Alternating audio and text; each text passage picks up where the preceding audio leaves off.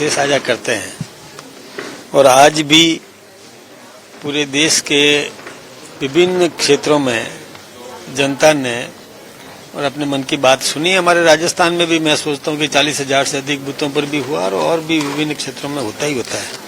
हमारे प्रधानमंत्री जी ने आज AI समिट के बारे में बात की कि किस प्रकार से हम इसका उपयोग कर सकते हैं, सदुपयोग कर सकते हैं। दुरुपयोग तो रोकना है, सदुपयोग कैसे कर सकते हैं उस निमित्त बात की। और ये भी बताया कि किस प्रकार से देखिए दुग्ध वाले मामले में भी चाहे और पशुओं की चिकित्सा से संबंधित, फसल से संबंधित कई प्रकार की चर्चा उन्होंने की।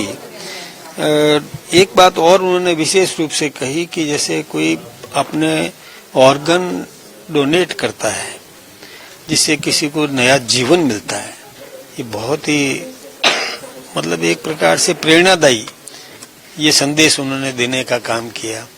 इसके साथ ही देश की प्रतिभाएं, उनको भी किस प्रकार से हम प्रोत्साहित करें, सम्मानित करें, इसका भी उन्होंने ध्यान दिया।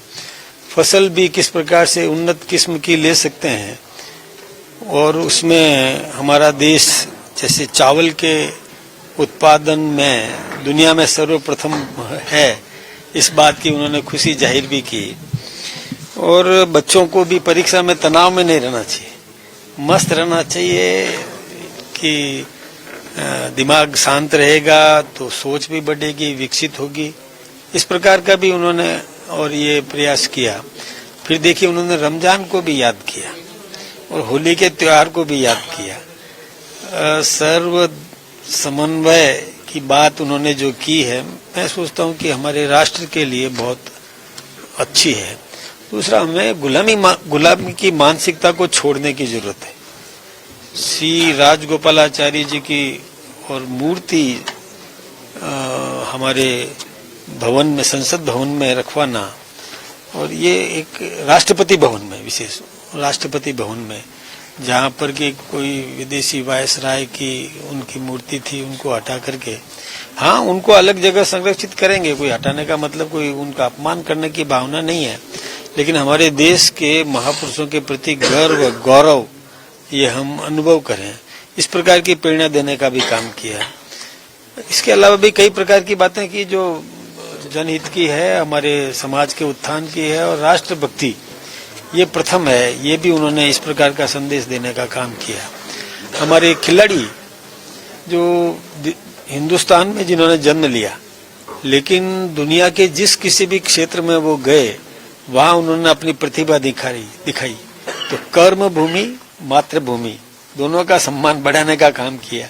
ये सब बातें हैं और भी कई बातें जो हमारे सामने में कांग्रेस जो NSY कार्यकर्ताओं ने उपद्रव किया और उसको लेकर अंतर्राष्ट्रीय स्तर तक बदनामी करने का प्रयास किया, क्या कहना है कि क्या किस तरह से चरित्र कांग्रेस का? अब आप ये सुनना चाहें तो 1 मिनट लगेगा।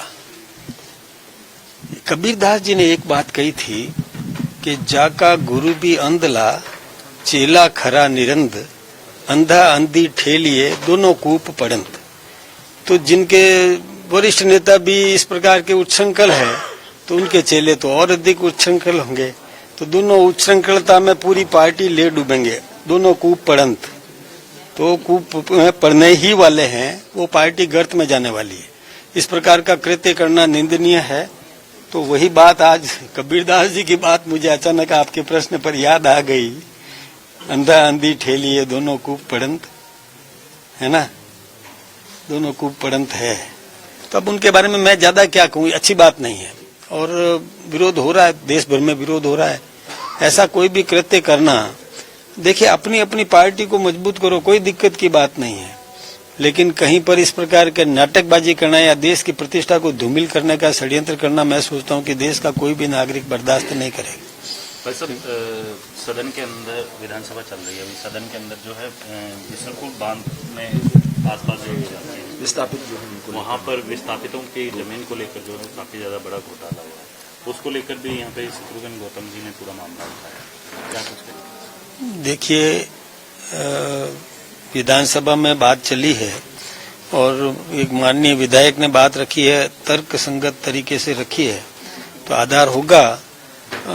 विस्थापितों को निश्चित रूप से उनका मुआवजा मिलना चाहिए।